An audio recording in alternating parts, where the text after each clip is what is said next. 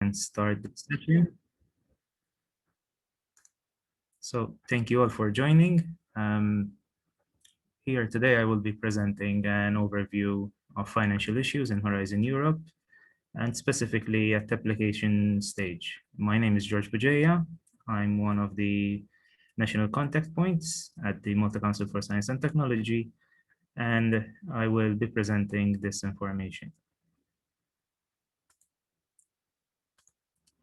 So when it comes to legal and financial issues, it's always a case where to start, especially if you're totally new to the program.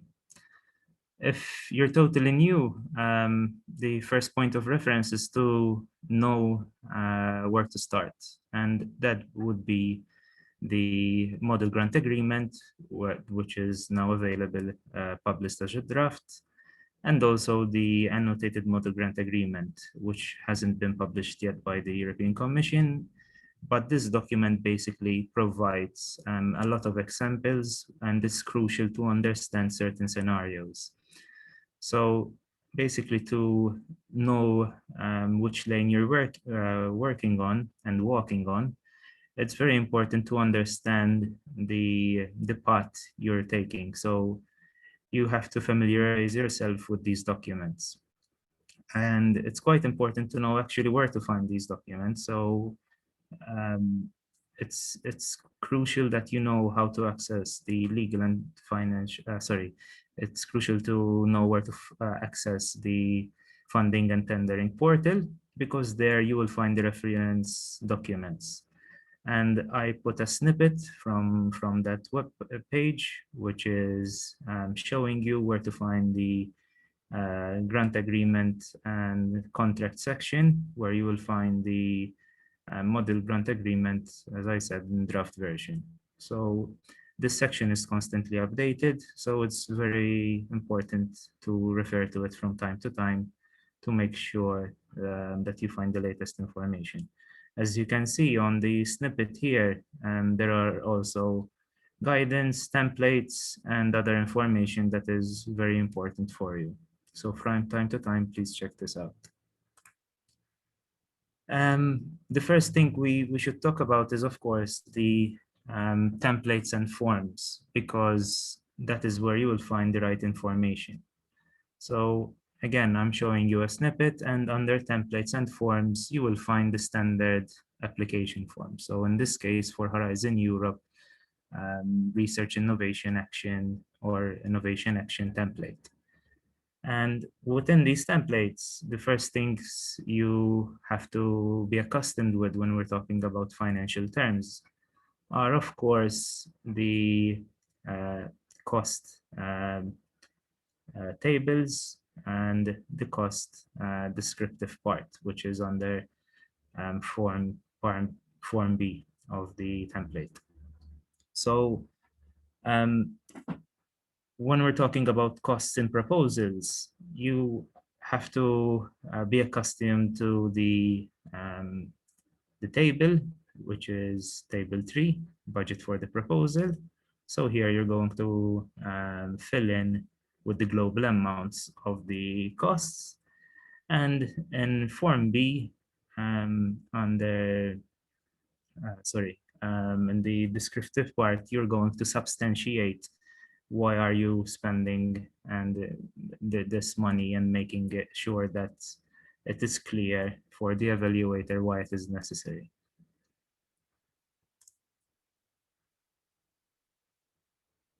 So when we talk about financial issues, when it comes to Horizon Europe, we have to distinguish the different contexts and the different aspects where we're working in. So we have to differentiate between budgeting and reporting. So this example is talking about fruits. And when we talk about fruit, basically, it's kind of an acronym, not really an acronym, but an example. So when we're doing our proposal, we're talking about apples, the costs that we're going to incur. So we have different types of apples, but when we're actually implementing the project, they're no longer apples, they're now bananas, because we have to pay for the costs we're using. And finally, when we're actually doing the reporting,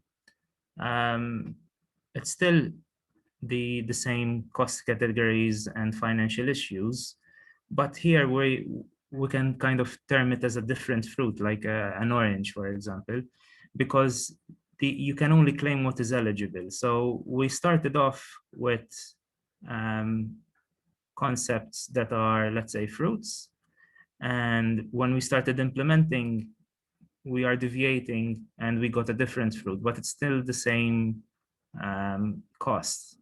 And finally, when we're actually doing the reporting, we are making sure that we're reporting the eligible costs when we're claiming them. So it goes from budget planning to paying the expenses when we're actually implementing the project, and then finally claiming the costs when the project is doing the reporting or closing of the project. So let's focus a bit on the templates and of course the table for the budget proposal. So as you can see, we have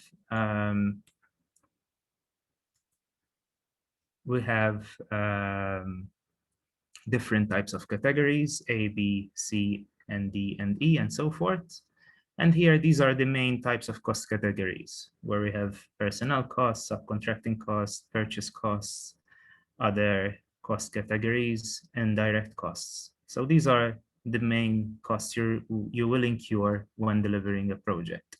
And as you can see on the left-hand side, we have a row for each participant. So we're going to fill in these columns and rows depending on which partner is incurring the costs and depending on the cost category. So if, for example, participant 3 has personal costs, he would fill them in column A under row 3. And as you can see, the table also has some very new distinct parts under the estimated income section.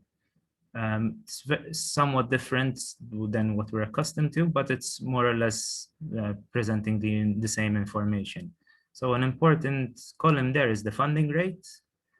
And this basically is going to give you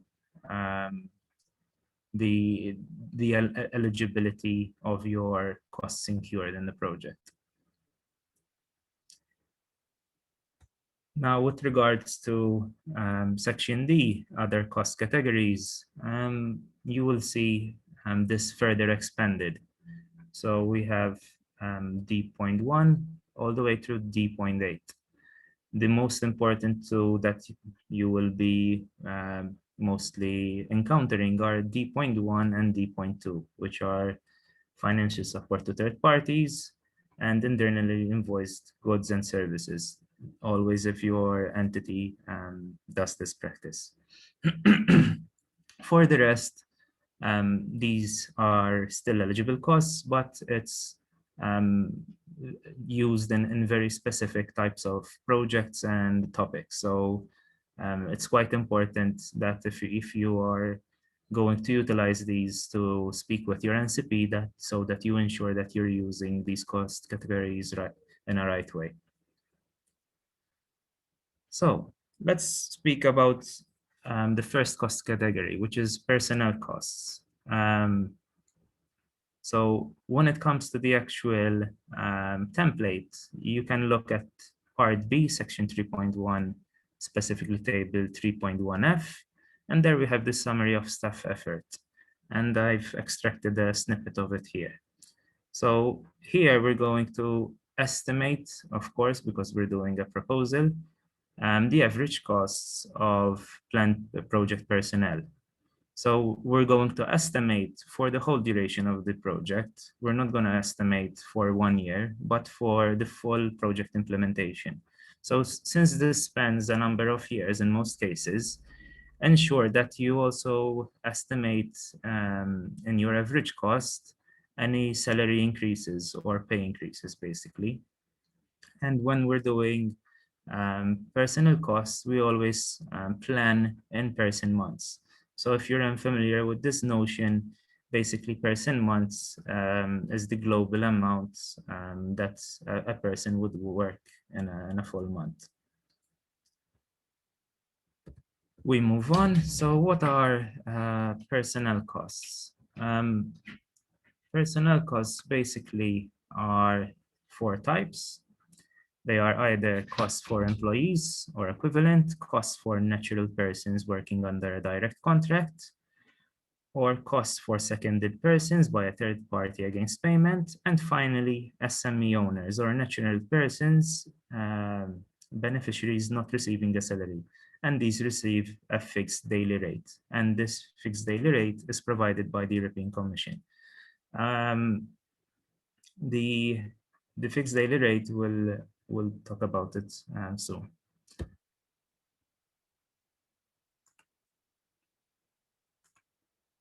So when we're talking of personnel costs, we always talk about actual cost. What this means basically is you can only claim what is actually being spent. So what is new in Horizon Europe compared to Horizon 2020 is that we're moving away from an hourly rate, and now we're using a daily rate in Horizon Europe. Um, what's also different is now we're not using data from the last closed financial year, and there are no annual or monthly options. So we always now talk about the daily rate. Also, which is new, is we either use timesheets or declarations to account for our claimed hours. But what's crucial is that we still sign monthly. So a monthly signature is still required um, for claiming your hours. So how do we quantify personnel costs? So personnel costs can be summed up by a simple calculation, which is the daily rate multiplied by the days worked for the project. Quite simple and straightforward. So how do we actually calculate the daily rate? So basically you take the actual annual gross costs of your personnel that is involved in the project proposal, and you divide this by 215. And this number is fixed, the 215. We'll go into that in further detail soon. So what do we mean by gross salaries? Basically, this should include any salaries, any social security contributions, any taxes, and other obligatory costs for the salary of the employee. So you also have to take into account any industrial, for example, uh, industrial rates that can be used. So in Malta, we, for example, have what is termed as the, sorry, it's not coming to mind, but basically it's like a collective agreement of sorts. So there are different collective agreements depending on um, the type of employee. And it goes also by sector or industry, these collective agreements. So anything within those is still considered as an eligible gross cost. So as I was previously explaining, it's always, we're talking about actual time spent when we're talking about the salaries. But what's really important now to account for, and this was still in Horizon 2020, is that the parental leave is still deductible. So if you spend time on parental leave, you just deduce this from the number of days. Again, we're always calculating per calendar year now. So reporting during the calendar year is on pro rata daily rate 4 months between the end of the last calendar year and the end of the reporting period. So basically what we're saying here is the 215 can be reduced depending on when the project starts and when it actually concludes. So here we have an example. So let's say the project started in September of this year, and it will conclude in uh, March of 2023. So the daily rate for 2021, we're going to summate from September till December, because that's the actual time we're spending on the project.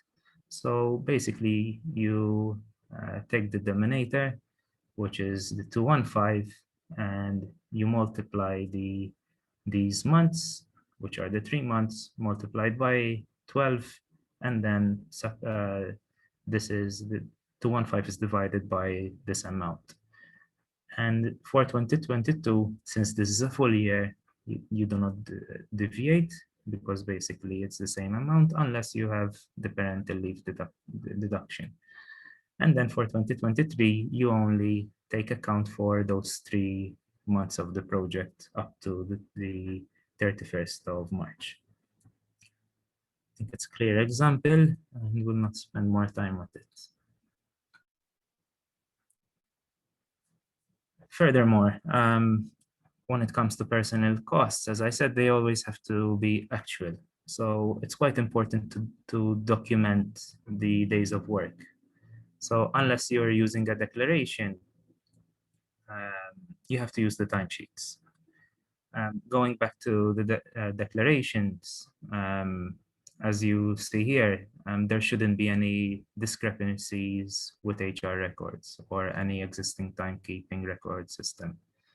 And still you have to maintain the minimum criteria for the declaration, which is the grant reference, the activity reference, the name of the individual that is, of course, making the claim, the applicable dates, of course, the signatures are still required, and of course, the time spent on the action. And again, the timesheets, which is the alternative now, you still have to maintain the minimum criteria.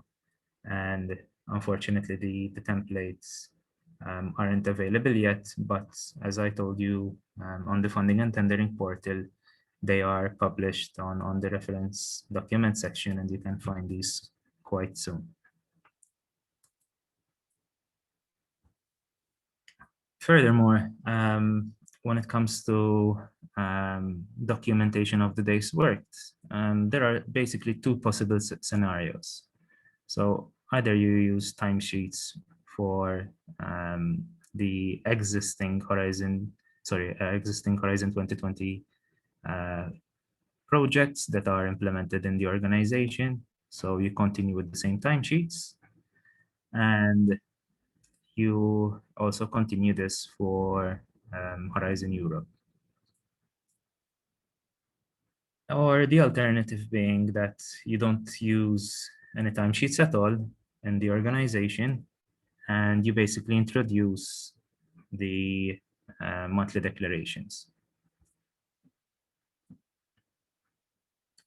It's quite important that you only use these 2, because these are the only trusted means of approval for accounting practices. So it's quite crucial to use either of these 2 options. So earlier I mentioned time recording system. Basically, this is whatever is used in-house or equivalent to it. You still have to do the conversion to the day rate. So you do this once a year, but basically you have to come up with your equivalent conversion for a day rate.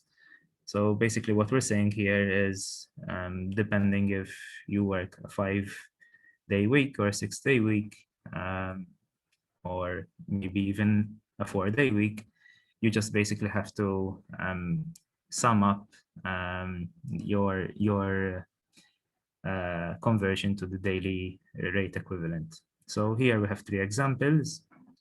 Either we have a conversion based on the average number of workable hours according to the contract. So basically this would be a contract of 37.5 hours per week on a 5 working day schedule. So basically you take the 37.5, divide this by the 5 days, and basically your 1 day equivalent is 7.5 hours. The other way to go about it is a conversion on the usual standard annual productive hours of the beneficiary. Of course, this has to be at least 90% of the workable time, as in Horizon 2020. So an example would be the standard annual productive hours, which would be 1,600. And then you take the annual workable hours, which is the 1,720 we're accustomed to. So the 1,720 multiplied by the 90% is equivalent to the 1,548. And since this is the less than the annual productive hours, you can take the day equivalent of 160 divided to 1.5, which basically amounts to 7.544 hours. And that brings you to your 1 day equivalent. Otherwise, the other alternative is a conversion based on a fixed number of hours. So let's say you work 8 hours per day, and that is your equivalent for 1 day. We move on to the next cost category, which is purchase costs. So the first one that, of course, everyone is most familiar with is under this cost category is travel costs. And these are further substantiated in Part B, Section 3.1, Table 3.1H. And here, of course, you would plan for your travel within the project. And here you would have to declare the purchase for travel accommodation and then in substances.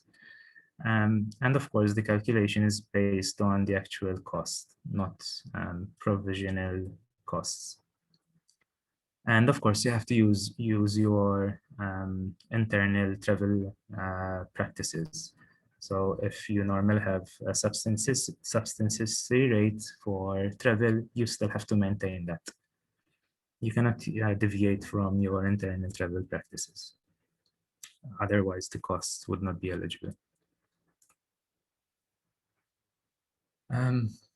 Again, under this same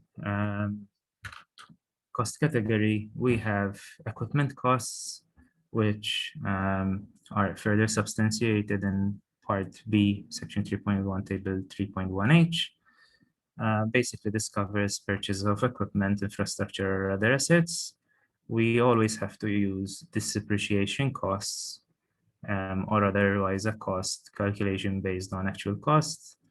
Of course, following the usual depreciation practice of the beneficiary, and it still has to comply with any international standards.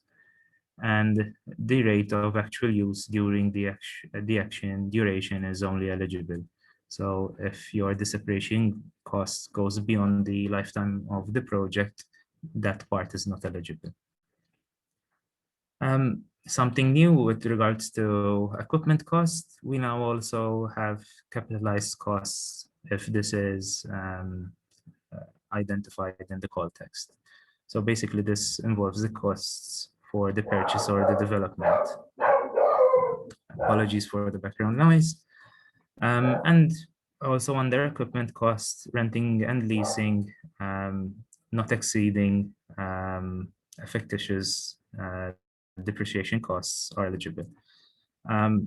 Quite crucial that in Section 2 of Part A, depreciation of significant infrastructure and or any major items of technical equipment relevant to the proposed work are described there.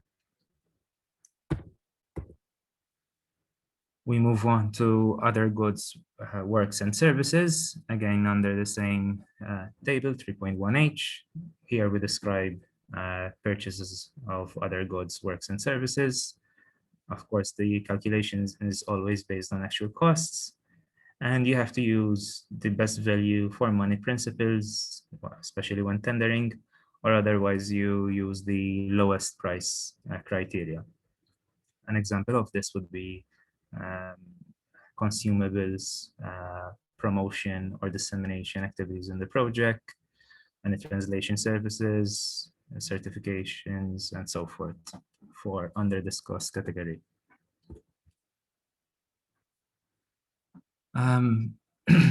Still under, sorry, not under the same cost category, but this is a new cost category that we're speaking of, which is the two, internally invoiced goods and services. Quite important, you can only use this if this is a standard practice in your institution. So if you normally do not internally invoice goods and services, you can totally disregard this section. But if you do use internally invoiced goods and services in your institution, these are eligible under, and you can claim them under D.2. Of course, you have to use the whatever conditions are set out in the call text.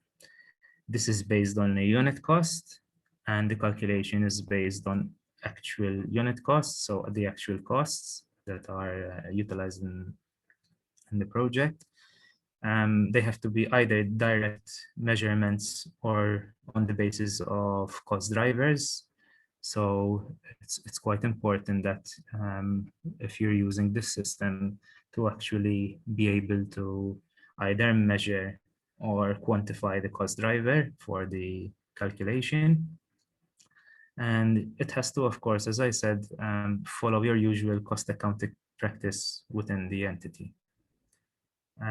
What is new here is that the 25% flat rate for indirect cost is not eligible, but in the case the actual indirect cost may be attributed to the unit cost, then yes, you can add this to your cost drivers. So if you can quantify the indirect cost, you can add it into your unit cost. Always, if you can quantify this within your unit cost. And of course, you have to provide documentation to substantiate your claim. So the usual accounting practice, you're not deviating from that. And also the project-related use of the goods and services, including the number of units used for that claim. Moving on to the next cost category, which is indirect costs. With regards to indirect costs, this is the flat rate. So what we mean by a flat rate is basically an auto calculation when you are submitting your proposal. And you can refer to Article 6.2, Section E of the Model Grant Agreement. Basically, this amounts to 25% of the total eligible costs for categories A through D. And of course, there are some exclusions such as subcontracting. You do not get the 25% indirect cost over it. These are distinct from other direct costs, and you have to ensure that when you're accounting for your 25%, when you're actually claiming your eligible cost, you get the 25%. This is not based on you. This is actually based on your claim. So only what is eligible, you will get the 25%. And of course, this 25% indirect cost goes to cover any expenses such as overheads that are associated to the entity, such as electricity, internet, or other personnel such as HR and so forth.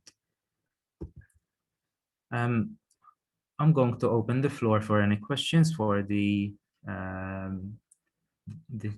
topics we have covered thus far. If there are any questions, I can take them now. So I'll stop sharing for a moment to see if there are any questions in the chat box. So it seems we do not have any questions. If anyone wants to take the floor or put a question in the chat, I'll wait for 1 minute and then I'll continue again with the presentation.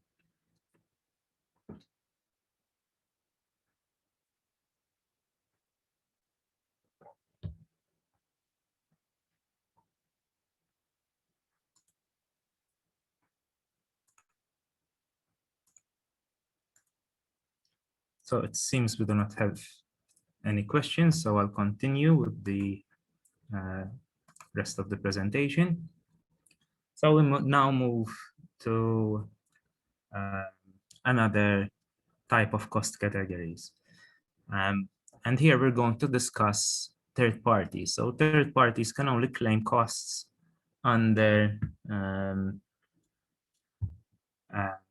these 4 types of cost categories that I'm indicating on the slides in orange color. So basically there are 4 categories that are associated with third parties, and you can claim these as eligible costs.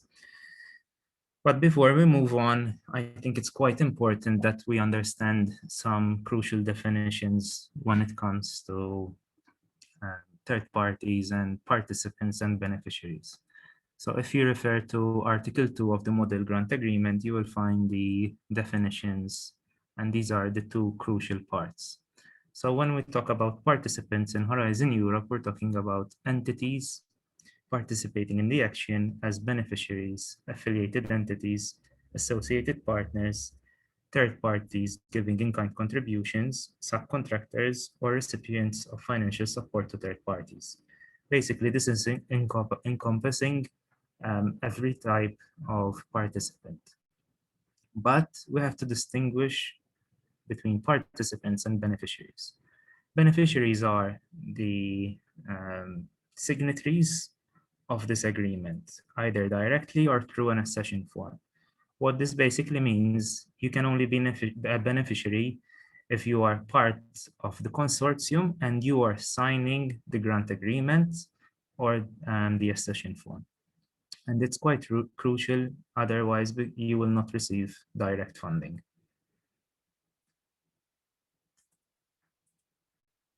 So we already kind of mentioned other types of participants. So of course, the core project is formulated by the consortium. And the consortium is of course led by a coordinator and the rest of the beneficiaries. So the beneficiaries in this example, we have 3 and a coordinator. So the consortium is made up, the core consortium is made up of 4 individual entities.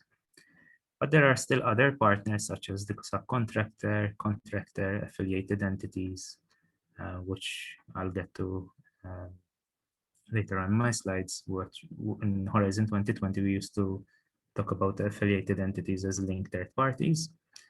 Another type of other participant is associated partners, or in Horizon 2020, what we termed international partners, and any other entities such as anyone contributing in kind free of charge, or anyone actually receiving financial support through cascade funding or prizes that the project is running. You can always refer to the articles 6.2b, C, D.1, and Articles 8 and 9 of the Model Grant Agreement to find more information about these type of participants. So let's speak a bit about subcontracting. So Article 6.2b and Article 9.3 of the Model Grant Agreement provides further insights, and if you're going to use subcontracting, this should be identified immediately in your proposal. So Part B, Section 3.1, Table 3.1G is where you describe the subcontracting. And here you would, of course, mention contracts for goods, works, or services, And to be eligible, as I said, these have to be defined as action tasks in Annex 1 of the grant agreement. Otherwise, this would not be considered as subcontracting. Of course, to use subcontracting, you have to use the market prices. And as I mentioned earlier, the 25% flat rate for indirect cost is not linked with subcontracting. So if the amount for subcontracting is 100,000 euros, that's what you will get. You will not get the 25% top up because it's not eligible for subcontracting. Again, for subcontracting, there is the eligibility criteria, which has to follow the best value for money or lowest price criterion. Of course, it has to comply with any procurement rules that your entity has established. And you have to indicate the subcontracting activity in Annex 1. It is at your own risk to try to get the approval later on once you start implementing, but it is at your own risk and we do not recommend this practice. So what would a subcontractor do? A subcontractor in your project might construct a prototype, of course, if it's defined in the action, or you can subcontract, for example, someone to implement a survey for you within the project lifetime. So, affiliated entities, these are described in Article 2 and Article 8 of the Malta Grant Agreement. We used to refer to affiliated entities in Horizon 2020 as linked third parties. So where do you reference these? These are referenced under Part A, Section 2. These basically are entities that form a sole beneficiary and entities that satisfy the eligibility criteria and have a legal or capital link with the beneficiary. So these are the types of affiliated entities. It's quite crucial to also account for the eligibility criteria to be an affiliated entity, which is basically indicated in the affiliated entity annex, Annex 1. And there are still reporting obligations as a beneficiary. So you have to ensure your own cost reporting if you are an affiliated entity to the project. In-kind contribution, free of charge. So here we're talking still of in-kind contribution of goods, works, or services to a beneficiary. These are, of course, have to be free of charge. Reporting as costs of the beneficiary is still required, and the 25% flat rate for indirect costs is eligible in this case. You still have to follow the eligibility criterion, which is indication of in-kind contribution in Annex 1. Again, we suggest that you do this immediately in your proposal and do not disregard it. Otherwise, you run the risk of it not being an eligible cost when you're running the project. And some examples of in-kind contribution free of charge are secondment of personnel or use of equipment or research infrastructure within the project lifespan. Quite important to note, in-kind contribution against payment are not explicitly mentioned anymore when you look at the templates, but you may still report these under categories C, 3, other goods, works, and services, or A3, seconded personnel, but you must ensure that you're meeting the criteria that is set out. Financial support to third parties, which is cost category D.1. Of course, this follows the standard modular extension of proposal template, and financial support to third parties is only eligible if it is explicitly mentioned in the call text. So if it is not mentioned, do not account for this or try to include it in your proposal because this will not be eligible. And again, no 25% rate for indirect cost is eligible for this cost category. Now let's talk about associated partners, what we used to refer as international partners in Horizon 2020. You can refer to Article 9.1 of the Model Grant Agreement. Again, these are only organizations that are allowed to participate if they are implementing action tasks that are described in Annex 1 of the project proposal. But they cannot receive funding, and the costs are not eligible for these type of partners.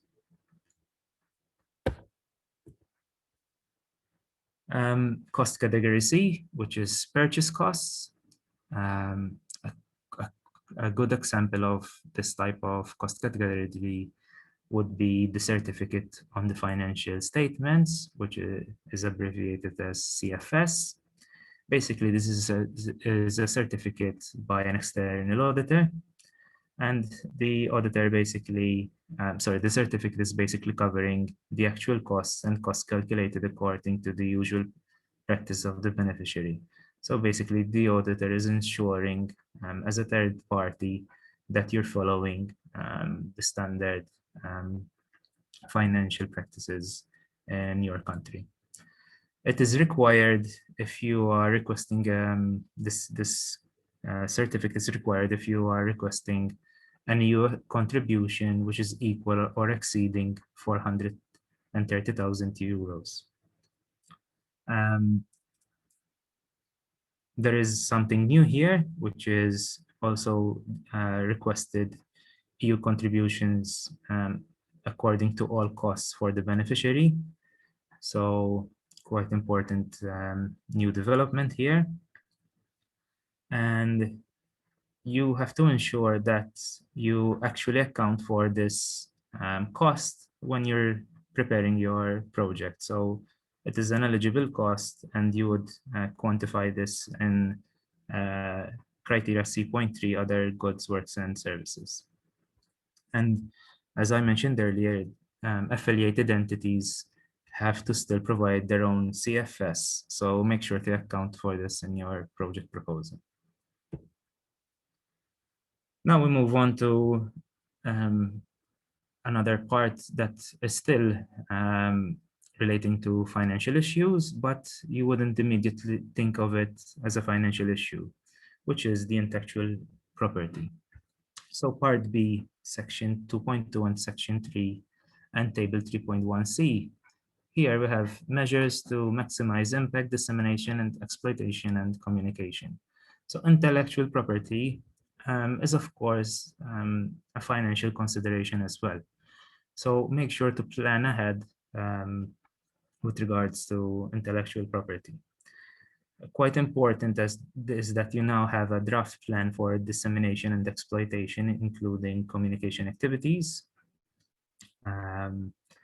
because this is quite important during the evaluation stage. And it is now almost crucial because it's quite important to evaluate the impact section.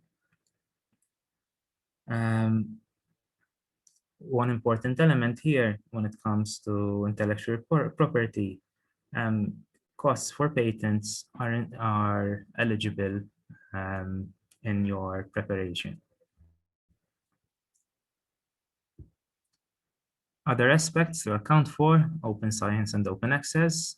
So under Part B, Section 1.2, basically what we are saying in terms of open access is these have to be free of charge and online access is available. And the criteria here, it's peer-reviewed scientific publication. So what's new here is it has to be immediately and fully open access and a trustful repository when we're talking about open access. Again, what's new is it's an eligible cost.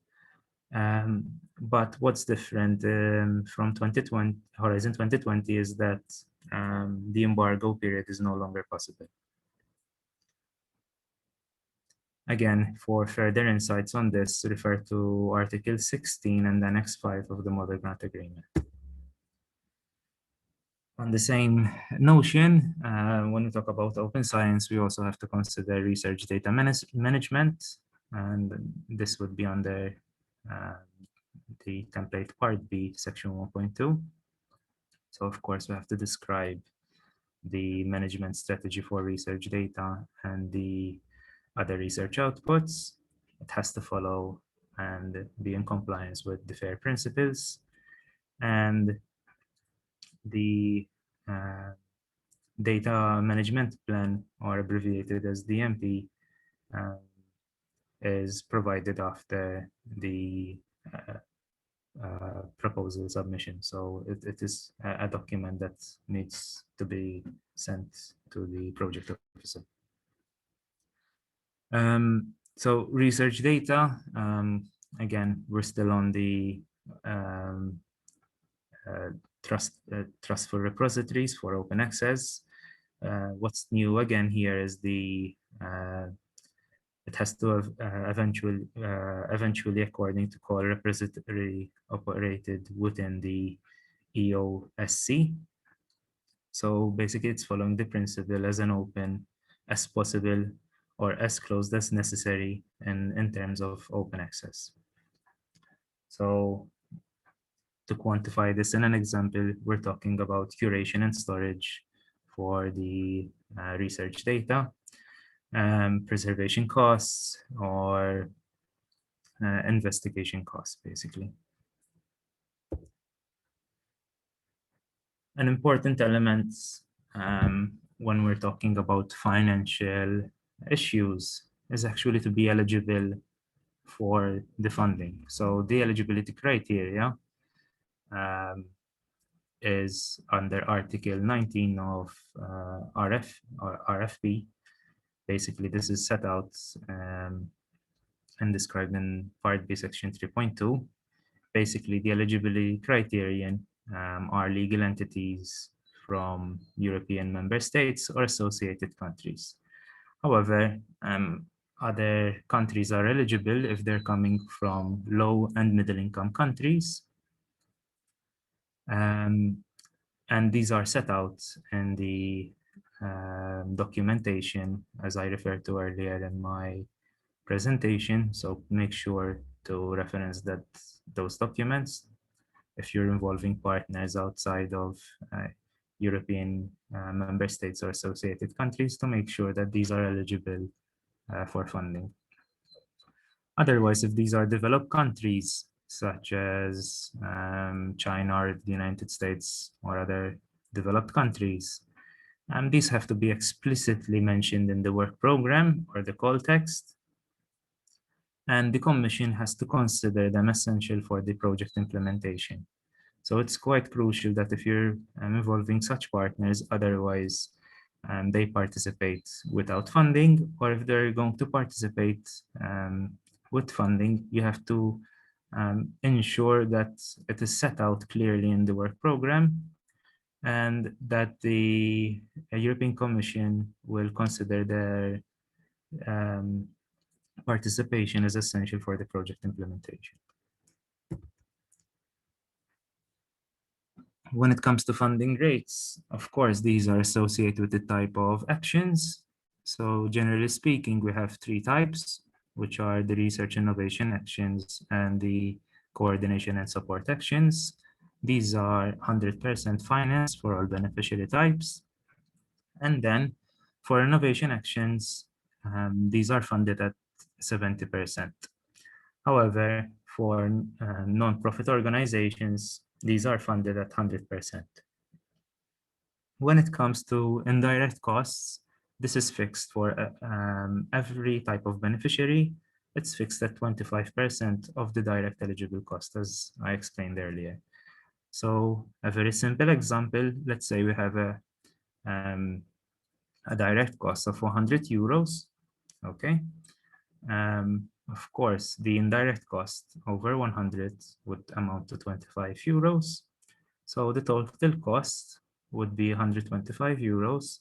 Since this is, let's say, CSA, the funding rate is 100%. Thus, you will receive funding of 125 euros. Taking the case of innovation action and you're a for-profit entity, you are claiming direct costs of 100. The indirect cost is again 25%. The total costs are summed up to 125, but the funding rate is 70% in this case.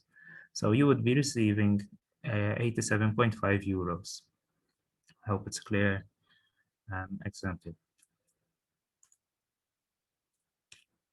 The general eligibility criteria, of course, is set out in Article 6.1 of the Model Grant Agreement. And for costs to be eligible, they have to be actually incurred by the beneficiary. So although you planned for something, you have to actually incur that cost during the project to claim that cost.